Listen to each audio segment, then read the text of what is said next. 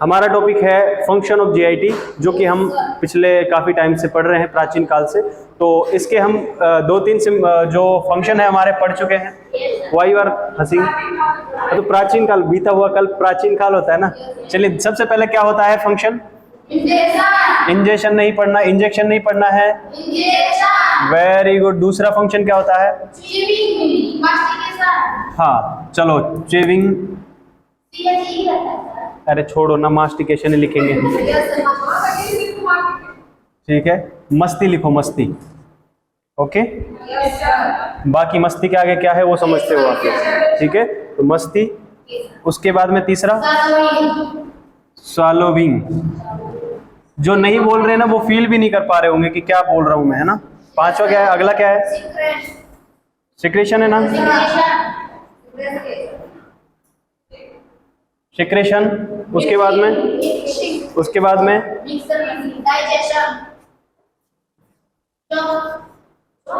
Mixing and propulsion. क्या है? Propulsion. ठीक है, ये 5 हम पढ़ चुके हैं, राइट। चलिए, इनके बाद में हम पढ़ने वाले हैं अगला जो हमारा काम होता है जीआईटी का, वो हम पढ़ेंगे। तो देखिए, सबसे पहले इंजेक्शन, ये सब फील करेंगे कि सबसे पहले हम क्या करते हैं खाने के साथ में। खाने के साथ में हम क्या करते हैं? सबसे पहले रोटी का टुकड़ा लिया। रोटी का टुकड़ा नहीं, छोड़ो, रोटी का टुकड़ा नहीं, इंटरेस्टिंग नहीं है। हम खाते हैं, अरे छोड़ो, गोलगप्पे, पानीपुरी। पानीपुरी, अरे सुन लो ना, भी तीखा तीखा पानीपुरी यहाँ से हमने लिया। सबसे पहले क्या करेंगे? उसको माउथ में रखेंगे। इसका मतलब क्या है? इंजेस्ट करना। हमने सबसे पहले क्या किया? गोलगप्पे के साथ उसको इंजेस्ट किया। ठीक है, उसके बाद में उसको क्या किया? चबाया। क्या किया? चबाया। ये मस्ती नहीं है, मास्टिकेशन है। ओके, क्या है? मास्टिकेशन। मास्टिकेशन मतलब इसको चबाना। ठीक है, उसके बाद में अच्छा चबा लिया है अच्छे से, खाने का एकदम कचूमर बन गया है। और अब वो जो है खाना जो है बिल्कुल राउंड सर्कल का बन गया है हमारे माउथ में। अब उसको क्या करेंगे? क्या करेंगे? हाँ, वही करेंगे जिसको क्या बोलते हैं? स्वॉलोविंग। ठीक है, स्वॉलोविंग का मतलब होता है निगलना। और इसके 3 स्टेप होते हैं। सबसे पहला स्टेप कि ये जो हमारा फूड होगा वो हमारे माउथ से लेकर के हमारे फेरेंक्स में जाएगा। कहाँ पे जाएगा? फेरेंक्स में। फेरेंक्स एक हमारे माउथ के और नोज के पीछे एक पाइप होता है, जिसमें ये मुंह से निकलकर खाना पीछे की ओर चला जाता है, जिसको हम धकेल देते हैं। इसको धकेलने में हमारी टंग हेल्प करती है। क्या करती है ना? ऐसे माउथ से ऐसे, और खाना पीछे, जिसे अपन बेड से मारते ना ऐसे, वही वाला टंग करती है ऐसे। ठीक है खाना फेरेंक्स के अंदर।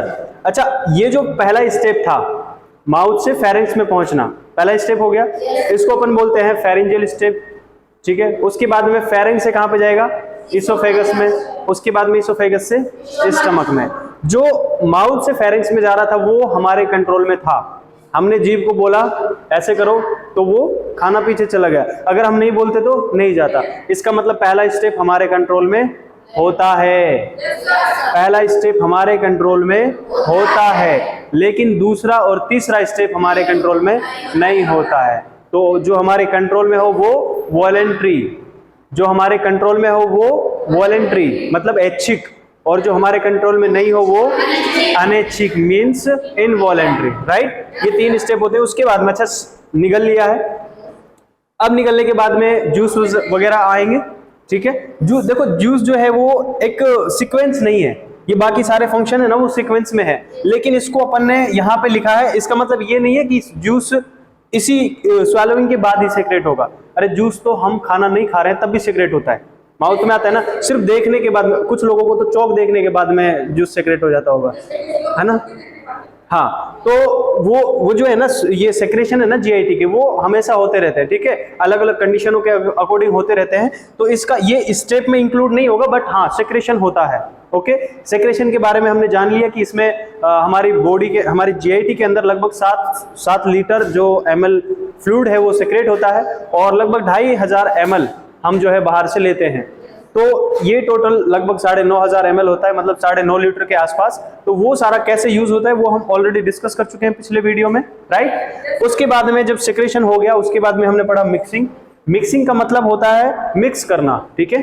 मिक्स करने का मतलब कि हमारा जो स्टमक है उसमें खाना पहुंच चुका है, खाना पहुंचने के बाद वो उसको क्या करेगा, मिक्स करेगा, एकदम मिला देगा, ठीक है। तो जो वो उसको अपन ने खाया है अलग अलग वेराइटी वाला फूड, उसको एकदम दरिया बना देगा। क्या बना देगा? दलिया, दलिया हलवा, है ना। वो जब मिक्स हो जाएगा, मिक्स कर देगा उसको, किसके साथ मिक्स करेगा? जो स्टमक में जूसेस प्रेजेंट होंगे। स्टमक भी तो निकालता है ना जूस, वो अपने सेक्रेशन निकालता है, तो वो उन सेक्रेशन के साथ में फूड को क्या कर देगा? मिक्स कर देगा। अच्छा, मिक्स कैसे हुआ? उसकी दीवारों से, स्टमक की दीवारों से। दीवारों में क्या थे? सेगमेंट थे, तो अलग अलग सेगमेंट ने ऐसे उसको मिक्स करने में मदद किया, इसलिए उस प्रोसेस को क्या बोला हमने? सेगमेंटेशन। उस प्रोसेस को क्या बोला? सेगमेंटेशन। कहने का मतलब जो मिक्सिंग है वो किसकी वजह से हुई? सेगमेंटेशन की वजह से, ठीक है। उसके बाद में जब मिक्स हो गया है, दलिया बन चुका है खाना, ये हमारा था स्टमक, राइट। ये स्टमक था, स्टमक में खाना एकदम मिल चुका है, और अब ये खाना मिल चुका है तो अब क्या होगा इसका? इसको आगे बढ़ना पड़ेगा कि यहीं पे रहेगा? आगे बढ़ेगा। अब इसको आगे बढ़ना है, और आगे बढ़ने को ही बोलते हैं हम क्या? प्रोपल्जन। क्या बोलते हैं? ये पी यू है, इसको पू नहीं बोलेंगे अपन, ठीक है। प्रोपल्जन मत बोलो, क्या बोलेंगे? प्रोपल्जन। क्या बोलेंगे? प्रोपल्जन। अच्छा मुझे बताओ ये क्या लिखा हुआ है? क्या ये? इसको पढ़ो, स्टेटियोन। पढ़ सकते हो क्या? नहीं पढ़ेंगे ना, क्या पढ़ेंगे इसको? स्टेशन। अच्छा, जैसे तुम इसको पढ़ रहे हो प्रोपल्जन, इसको पढ़ो फुटूरे। पढ़ो फुटूरे। क्या है ये? क्या है ये? अरे फ्यूचर है ये, क्या है ये? तुम जो फ्यूचर को फटूरे बोल रहे हो ना, यही फ्यूचर है तुम्हारा। फिर आई बात समझ में? हाँ, फ्यूचर को क्या बोलोगे? फ्यूचर। अगर फटूरे बोलोगे तो वही फटूरे, ये भटूरे बनाते फिरोगे फिर, है ना। ऐसा नहीं, जो सही है वही सही है, ठीक है। ये चीजों को समझना है। इंग्लिश के जो वर्ड है कुछ थोड़े बहुत हमें समझने चाहिए, ये होता है इनके साथ में थोड़ा सा खेल। तो इसका मतलब क्या है? प्रोपल्जन, ठीक है। प्रोपल्जन का मीनिंग होता है आगे बढ़ना। अब जब खाना यहाँ पे मिक्स हो चुका है तो अब इसको क्या होना पड़ेगा? आगे बढ़ना पड़ेगा, राइट।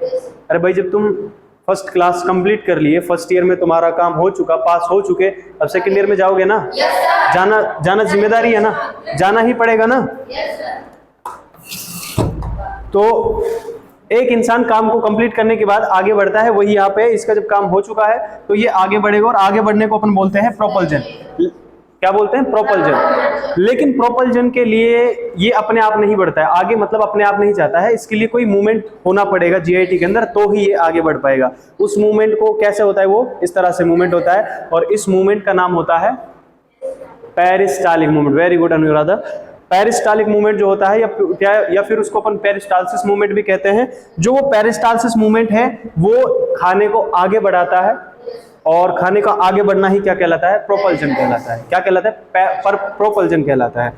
अब जब खाना आगे बढ़ चुका है, ठीक है, उसके बाद में इसका डाइजेशन भी होगा। आगे कौन सा हम पढ़ने वाले हैं? अगला फंक्शन है हमारा डाइजेशन। देखो, डाइजेशन हमारा स्टमक में भी होता है, इंटेस्टाइन्स में भी होता है, ठीक है। डाइजेशन का मीनिंग सबसे पहले समझेंगे। पहले तो हम इसको थोड़ी सी जगह बना लेते हैं।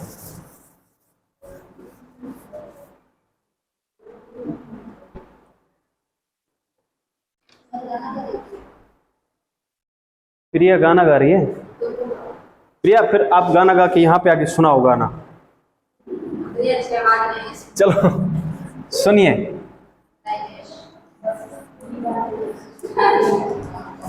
सुनो सुनो सुनो सुनो सुनो गांव वालों सुनो, हम पढ़ेंगे डाइजेशन। क्या पढ़ेंगे? डाइजेशन। देखो, डाइजेशन का मीनिंग क्या होता है वो समझना है। डाइजेशन का मतलब होता है जो कॉम्प्लेक्स न्यूट्रिएंट होते हैं उनका अपनी सिंपल फॉर्म में कन्वर्ट हो जाना ही क्या कहलाता है? डाइजेशन कहलाता है। देखिए, सबसे पहले हम खाना खाते हैं तो हमारा खाना क्या होता है? रोटी के रूप में होता है, गोलगप्पे के रूप में हो सकता है, छेना के रूप में हो सकता है, ठीक है। अलग अलग वेराइटीज ऑफ फूड होता है। लेकिन हमारा खाने से मतलब क्या है? हमारा खाने से मतलब है कि हमें न्यूट्रिशन मिले। क्या मिले? न्यूट्रिशन मिले, हमें न्यूट्रिएंट कंटेंट मिले, जैसे कि कार्बोहाइड्रेट, प्रोटीन, फैट, ये सारी चीजें, ठीक है, विटामिन, ये सारी चीजें मिले। जो हमारा खाना होता है उसमें बड़े बड़े फॉर्म में होते हैं क्या? हमारे जो न्यूट्रिएंट होते हैं, जैसे कि कार्बोहाइड्रेट, प्रोटीन, ठीक है, फैट, इस फॉर्म में होते हैं खाने। ठीक है, जब अपन इसको खाते हैं, खाने के बाद में ये जाता है, तो ये क्या है, बड़े फॉर्म में है, इस फॉर्म में इसको एब्जॉर्ब नहीं किया जा सकता। कहने का मतलब इसको अवशोषित नहीं किया जा सकता है, तो इसको क्या करना पड़ेगा, पहले तोड़ना पड़ेगा। सबसे पहले तो माउथ में जाता है, माउथ में तो खाने के टुकड़े होते हैं छोटे छोटे, फिर इसको स्टमक में मिक्स किया जाता है। ठीक है, जब स्टमक में मिक्स किया जाता है तो वहां पे भी, मुझे दिखाई दे रहे हैं कौन पीछे बात कर रहा है, सुनो, जब इसको मिक्स किया जाता है वहां पे देखो खाने का क्या होता है, इसको छोटे छोटे टुकड़ों में तोड़ दिया जाता है, और जो इसकी कॉम्प्लेक्स यूनिट होती है, जैसे कि कार्बोहाइड्रेट, खाने के अंदर कार्बोहाइड्रेट होता है, फैट होता है, प्रोटीन होता है, इनको इनकी सिंगल यूनिट में पहुंचाया जाता है। सिंगल यूनिट मतलब जैसे मान लीजिए ये एक बड़ा टुकड़ा है, ठीक है, इसको, ये बड़ा टुकड़ा जो है बिल्कुल छोटे छोटे टुकड़ों से मिलकर बना होगा, तो इसको अलग अलग टुकड़ों में तोड़ देना, ऐसे छोटे छोटे टुकड़ों में तोड़ देना, इसको बड़ी यूनिट से छोटी यूनिट में कन्वर्ट कर देना ही क्या कहलाता है, डाइजेशन कहलाता है। बात करते हैं हमारे पास जो बड़े बड़े कॉम्प्लेक्स न्यूट्रिएंट होते हैं, वो ये है, कौन कौन से, कार्बोहाइड्रेट है, प्रोटीन है, फैट है। देखो कार्बोहाइड्रेट किस में कन्वर्ट होता है, कार्बोहाइड्रेट होता है पॉलीसेक्राइड, मतलब ये सारे क्या है, पॉलीसेक्राइड, बड़े बड़े कंटेंट है। ओके, कार्बोहाइड्रेट जो है ये मोनोसेक्राइड में कन्वर्ट होगा, मोनोसेक्राइड। ठीक है, कार्बोहाइड्रेट किस में बदलेगा, मोनोसेक्राइड, मोनोसेक्राइड इसकी सबसे छोटी यूनिट होती है, अंडरस्टैंड। उसके बाद में जो प्रोटीन होता है ये बदलता है, इसकी सबसे छोटी यूनिट होती है अमीनो एसिड, क्या होती है, एमिनो एसिड। और जो हमारा फैट होता है इसकी सबसे छोटी यूनिट होती है फैटी एसिड, क्या होती है, फैटी एसिड। तो जब ये कार्बोहाइड्रेट, ये प्रोटीन, ये फैट अपनी छोटी यूनिट में कन्वर्ट हो जाते हैं, उसी कंडीशन को बोल देते हैं डाइजेशन। ठीक है, इस प्रोसेस को अपन बोल देते हैं डाइजेशन। उसके बाद में देखिए एक चीज अपन देखेंगे, ये समझ में आ गया इतना, देखिए उसके बाद में देखेंगे अपन कि सबसे पहले हमारी जीआईटी के किस पार्ट में डाइजेशन स्टार्ट होता है। सबसे पहले डाइजेशन किस पार्ट में स्टार्ट होता है, कहां पे स्टार्ट होता है, माउथ सबसे पहला ऑर्गन है, उसके बाद इसोफेगस और फेरिंग्स, उसके बाद इसोफेगस, उसके बाद stomach, then small intestine, then large intestine. मुझे बताइए सबसे पहले कहां पे डाइजेशन स्टार्ट होता है, कहां पे, माउथ में।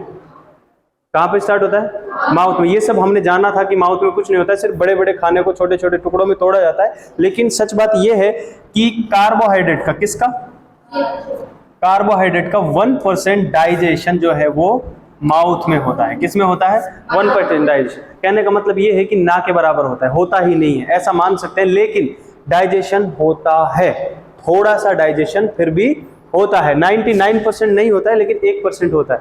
जब अपन ब्रेड वगैरह को खाते हैं, ब्रेड मीठी होती है क्या, नहीं होती है ना मीठी। ब्रेड जो अपन खाते हैं, गेहूं से बनी हुई रोटी खाते हैं, वो मीठी होती है क्या, नहीं होती है ना। लेकिन कभी ऐसे ट्राई करना, आप गेहूं, या तो गेहूं खाना, या फिर जो ब्रेड होती है, या फिर गेहूं से बनी हुई जितनी भी चीजें होती है, रोटी हो सकती है, उसको आप चबाना। ठीक है, चबाते जाना, मतलब जितना नॉर्मल चबाते हैं उससे ज्यादा चबाना, वो आपको उसमें जो टेस्ट है ना, वो थोड़ा मीठा आने लगेगा उसका टेस्ट। वो इसलिए है क्योंकि यहाँ पे इसका जब अपन ज्यादा चबाएंगे तो फिर इसमें जो माउथ में भी कुछ एंजाइम्स पाए जाते हैं जो उसका डाइजेशन करते हैं, बहुत कम करते हैं, लेकिन ज्यादा जब अपन इसको चबाएंगे तो ये थोड़ा और डाइजेशन होने लगेगा, जिसकी वजह से हमें टेस्ट फील होता है, मीठा मीठा टेस्ट होता है उसका। ओके, तो अच्छा, सबसे पहले हमने क्या पढ़ा कि माउथ में 1% डाइजेशन होता है, मतलब सबसे पहले स्टार्ट कहाँ पे होता है डाइजेशन, माउथ में। अब बात करते हैं कि कार्बोहाइड्रेट का सबसे पहले डाइजेशन कहाँ पे होता है। पहला क्वेश्चन था कि जीआईटी के किस पार्ट में सबसे पहले डाइजेशन स्टार्ट होता है, उसका आंसर माउथ हो गया। लेकिन मैं पूछ रहा हूं कि कार्बोहाइड्रेट का सबसे पहले कहां पे होता है, तो आंसर माउथ ही होगा, क्योंकि कार्बोहाइड्रेट का ही हो रहा था वहां पे। ठीक है, इसका आंसर भी क्या है, माउथ। क्वेश्चन समझ में आ गए दोनों आपको। उसके बाद में बात करें अगर प्रोटीन का सबसे पहले डाइजेशन कहां पे होता है, तो क्या बोलेंगे, प्रोटीन का सबसे पहले डाइजेशन माउथ में नहीं होता है, इसोफेगस में भी नहीं होता है, फेरिंक्स में भी नहीं होता है। सबसे पहले प्रोटीन का डाइजेशन होता है स्टमक में। किसमें, स्टमक में। और आपको एक जो है पते की बात मैं बताऊं तो फैट का डाइजेशन ना तो माउथ में होता है, ना फेरिंक्स में, ना इसोफेगस में, और ना ही स्टमक में। इसका डाइजेशन होता है स्मॉल इंटेस्टाइन में। लेकिन स्मॉल इंटेस्टाइन के भी मैंने पढ़ाए थे 3 पार्ट। सबसे पहला पार्ट ड्यूडेनम, दूसरा पार्ट जेजुनम, तीसरा पार्ट इलियम। 3 नाम बताए थे। पहला ड्यूडेनम, जेजुनम, इलियम। जो देखो यहां पे बना रहा हूं, ये रहा स्टमक, ये रही स्मॉल इंटेस्टाइन, और ये रही हमारी जो स्मॉल इंटेस्टाइन है वो। जो ये वाला पार्ट है ना, इसका सी टाइप वाला पार्ट, ये ड्यूडेनम है। उसके बाद इसमें जो सबसे बड़ा पार्ट होता है ना, सबसे लंबा पार्ट, वो जेजुनम होता है, और सबसे लास्ट वाला पार्ट इलियम होता है। ठीक है, क्योंकि हमने पढ़ा है ड्यूडेनम की लेंथ कितनी होती है, 25 सेंटीमीटर। जेजुनम की लेंथ कितनी होती है, 450 सेंटीमीटर। पढ़ा था ना, 450 सेंटीमीटर पढ़ा था। 600 होती है ना टोटल स्मॉल इंटेस्टाइन की, उसमें से 25 सेंटीमीटर तो किसकी हो गई, ड्यूडेनम की। 450 ड्यूडेनम की 25 होती है बेटा, इलियम की 125 होती है। डोंट बी कंफ्यूज, इलियम की 125 होती है, ड्यूडेनम की 25 होती है, और उसके बाद में जेजुनम बचा, उसकी कितनी होती है, 450। कितनी होती है, 450। 450 प्लस 25 475, और 125 600 हो गए ना। बड़ी मैथ अच्छी आती है आपको। चलो छोड़ो वो सारी चीजें। देखो जो फेट होता है ना, फेट का डाइजेशन स्मॉल इंटेस्टाइन में होता है, वो सही बात है, लेकिन स्मॉल इंटेस्टाइन के किस पार्ट में, तो आंसर होगा ड्यूडेनम में। किस में, duodenum, duodenum of small intestine. समझ आया? ये बात समझ में आ रही है ना तुम्हें? नहीं आ रही? देखो रोशनी, सबसे पहले मैं बता दूं आपको, न्यूट्रिशन जो होता है हमारा, न्यूट्रिएंट जो होते हैं, मैक्रो न्यूट्रिएंट कहने का मतलब जो अपन खाना खाते हैं ना, उसमें हमारे लिए जो अच्छी चीजें होती है उनका नाम है कार्बोहाइड्रेट, प्रोटीन, फैट। वो अच्छी चीजें हैं, लेकिन वो जाके डायरेक्टली एब्जॉर्ब नहीं होती हमारे बॉडी में। वो अगर अपन खाएंगे तो उनको छोटे छोटे टुकड़ों में टूटना पड़ेगा, और बिल्कुल छोटी छोटी यूनिट्स में बटना पड़ेगा, तब जाके वो एब्जॉर्ब हो सकती है। तो जो कार्बोहाइड्रेट है वो टूटती है मोनोसेक्राइड में, प्रोटीन एमिनो एसिड में, और फैट फैटी एसिड में। ये टूटने के बाद कहां कहां पे एब्जॉर्ब होती है। ऐसा नहीं है कि जीआईटी कहीं पे भी एब्जॉर्ब कर लेगी, सबका अपना एक स्थान होता है। सॉरी, डाइजेशन कहां कहां पे होता है, एब्जॉर्प्शन नहीं, डाइजेशन। तो ऐसा नहीं है जीआईटी कहीं पे भी डाइजेस्ट कर देगी, हर किसी को एक ही जगह पे डाइजेस्ट करेगी, ऐसा नहीं है। हर किसी खाने के लिए अपना एक स्थान होता है। ठीक है, जैसे कि आप लोग खाना खाते हैं, आपका एक फिक्स चेयर है कि भाई मुझे तो यहीं पे बैठ के खाना अच्छा लगता है, यहीं पे खाना है मुझे। जैसे कि आपको सोना लगता है अच्छा, तो मुझे यहीं पे सोना है, इसी टेबल पे सोना है, इसी बेड पे सोना है, वो फिक्स होता है सबका अपना। ऐसे इन खाने का भी फिक्स होता है कि इसको कहाँ पे डाइजेस्ट होना है। ठीक है, तो कार्बोहाइड्रेट जो होता है उसका डाइजेशन होता है हमारे सबसे पहले माउथ में होता है, 1% ओनली। 99% कहीं और ही होगा। ओके, 1% होता है माउथ में। उसके बाद जो प्रोटीन होता है उसके सबसे पहले डाइजेशन कहाँ पे स्टार्ट होता है, स्टमक में। उसके बाद जो फैट है, फैट का सबसे पहले डाइजेशन स्टार्ट होता है duodenum of small intestine, small intestine के ड्यूडेनम वाले पार्ट में, मतलब पहला पार्ट जो होता है। ठीक है, तो इस तरह से ये 3-4 क्वेश्चन समझ में आ गया आपको। उसके बाद में आता है जो मैक्सिमम डाइजेशन होता है ना, मैक्सिमम जो सबका ओवरऑल सबसे ज्यादा डाइजेशन होता है, जैसे कि कार्बोहाइड्रेट का 99% बच रहा है, प्रोटीन का भी कुछ पार्ट बचता है, और ये जो फैट है इसका भी, ये सबका डाइजेशन जो होता है वो मैक्सिमम डाइजेशन होता है जेजुनम वाले पार्ट में। किसमें होता है मैक्सिमम डाइजेशन, कहां पे होता है, jejunum, jejunum of small intestine. आया समझ में? ये कुछ डाइजेशन के काम थे, डाइजेशन के पार्ट थे जो हमने समझने थे।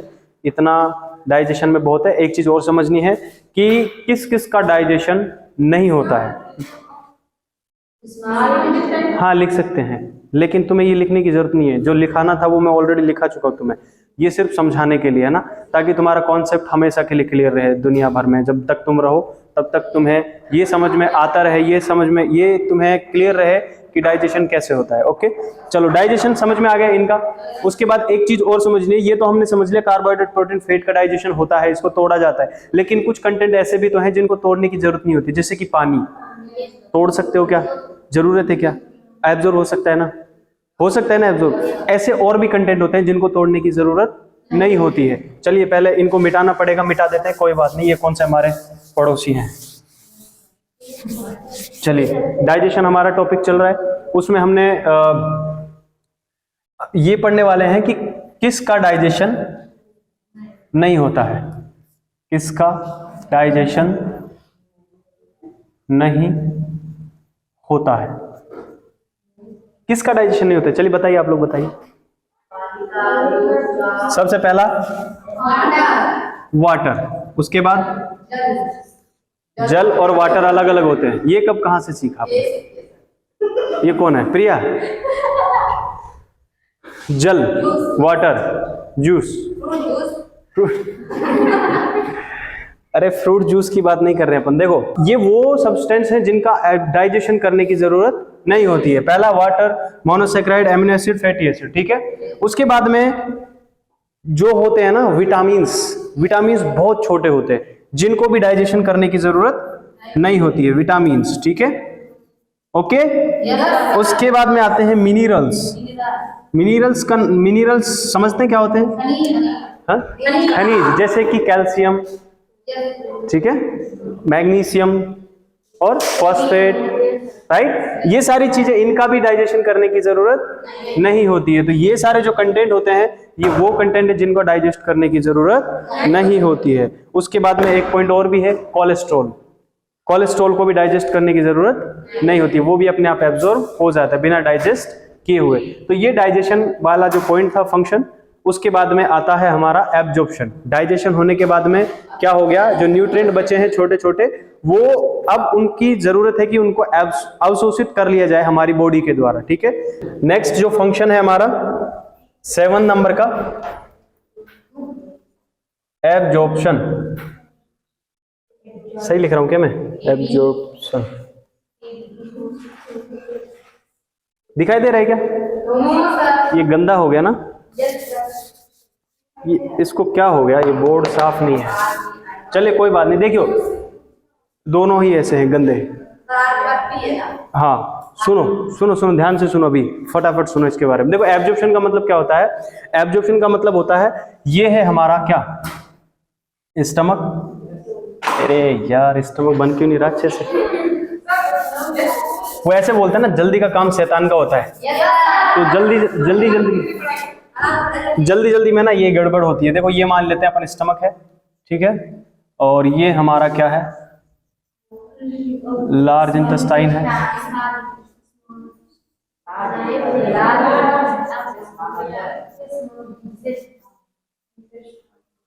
ये देखो ये अपेंडिक्स है और ये मान लीजिए आप स्मॉल इंटेस्टाइन है, ठीक है, ठीक है। ये बीच में स्मॉल इंटेस्टाइन है और ये लार्ज इंटेस्टाइन है, ऊपर से जीआईटी बना हुआ है, ठीक है। हाँ ये ऐसे क्यों कर रहे हो? ठीक है चलो सुनो अभी ध्यान से। खाना यहाँ पे आया, स्मॉल इंटेस्टाइन में डाइजेस्ट होगा। डाइजेस्ट होने के बाद वो अपनी एब्जॉर्ब होने वाली यूनिट में आ चुका है। एब्जॉर्प्शन का मीनिंग होता है कि वो खाना कहाँ पे है, न्यूट्रिएंट कहाँ पे है, जीआईटी के ल्यूमेन में। जो ये जीआईटी इसके पाइप में है ना खाना, लेकिन जो न्यूट्रिएंट होते हैं, जो ग्लूकोज, प्रोटीन, फैट, ये जो कंटेंट होते हैं, ये किसको चाहिए? हमारी सेल को चाहिए। किसको चाहिए? हर एक बॉडी की सेल को चाहिए। Glucose, protein, fat, amino acid, ये सारी चीजें चाहिए ना हमारे, किसको चाहिए? सेल को। और है कहाँ पे? जीआईटी में। तो कहाँ पे आना पड़ेगा इनको? पहले सेल तक पहुंचने के लिए सेल के पास पहुंचना। देखो मान लीजिए ये सेल है, ठीक है, और इसमें है ये। इस सेल के पास पहुंचने के लिए इनको किसका सहारा लेना पड़ेगा? पाइप का नहीं। कौन पहुंचाता है? Glucose, oxygen. कौन पहुंचाता है ग्लूकोज, ऑक्सीजन? ब्लड। कौन पहुंचाता है? ब्लड पहुंचाता है। याद आया कुछ? ब्लड क्या काम करता है? घूम करके हमारे बॉडी के हर एक सेल को क्या पहुंचाता है? ग्लूकोज, ऑक्सीजन, जो भी न्यूट्रिएंट कंटेंट होते हैं, सारी चीजें। तो सबसे पहले इस कंटेंट को कहां पे जाना पड़ेगा? ब्लड के अंदर जाना पड़ेगा। आई बात समझ में? तो ये मान लीजिए ये क्या है? ब्लड वेसल्स है, ठीक है। अरे मान लीजिए ये ब्लड वेसल से, लिखने की जरूरत नहीं है, ठीक है। ये ब्लड वेसल से खाना यहाँ पे है, तो इसको कहां पे आना है? इस ब्लड वेसल्स के अंदर आना है। तो कहने का मतलब न्यूट्रिएंट कंटेंट का जीआईटी ल्यूमेन से निकल करके ब्लड तक पहुंचना एब्जॉर्प्शन कहलाता है। आया समझ में? जीआईटी ल्यूमेन से निकल करके ब्लड में पहुंचना ही एब्जॉर्प्शन कहलाता है। सिंपल। और कुछ नहीं है। एब्जॉर्प्शन का मीनिंग समझ में आ गया? जीआईटी से ब्लड में पहुंचना। अब ब्लड की हेडेक है कि वो उसको कहां पे पहुंचाएगा, ठीक है? कोई क्वेश्चन है? जीआईटी मतलब हमारा डाइजेस्टिव सिस्टम से निकल करके ब्लड में पहुंचना। डाइजेस्टिव सिस्टम से निकल के ब्लड में पहुंचना ही क्या कहलाता है? डाइजेस्टिव सिस्टम, सॉरी, एब्जॉर्प्शन कहलाता है। आया समझ में इतना? देखो एब्जॉर्प्शन जो होता है ये दो जगह पे होता है, एक होता है ब्लड वेसल्स में और दूसरा होता है हमारे लिम्फेटिक वेसल्स में। लिम्फेटिक सिस्टम पढ़ा है क्या आप लोगों ने? ये भी हमारे सर्कुलेटरी सिस्टम की तरह होता है, इसमें भी ब्लड लिम्फेटिक वेसल्स पाई जाती हैं ब्लड वेसल्स की जगह, ठीक है? बस फर्क इतना है कि जैसे कुछ कंटेंट ऐसे होते हैं बहुत छोटे छोटे होते हैं जिनको एब्जॉर्ब कर लिया जाता है हमारी ब्लड वेसल्स के जरिए से, ठीक है, ब्लड वेसल्स के जरिए से। लेकिन कुछ कंटेंट ऐसे होते हैं जिनका साइज थोड़ा बड़ा होता है तो उनको एब्जॉर्ब किया जाता है हमारे लिम्फेटिक वेसल्स के जरिए से, ठीक है? जो बड़े कंटेंट होते हैं उनको लिम्फेटिक वेसल्स के जरिए से एब्जॉर्ब कर लिया जाता है। तो इस तरह से हमारा जो है एब्जॉर्प्शन वो खत्म होता है। एब्जॉर्प्शन का मीनिंग क्या होता है ये समझ में आ गया आप लोगों को? चलिए, जो मैक्सिमम एब्जॉर्प्शन होता है वो होता है जेजुनम वाले पार्ट में। किसमें? जेजुनम। डाइजेशन भी जेजुनम में होता है मैक्सिमम और एब्जॉर्प्शन भी जेजुनम में होता है। आया समझ में? चलिए, हमारा 7 नंबर का जो फंक्शन होता है वो भी खत्म होता है। मिलते हैं नेक्स्ट क्लास में, तब तक के लिए बाय बाय। पिक्चर कल देखेंगे। हाँ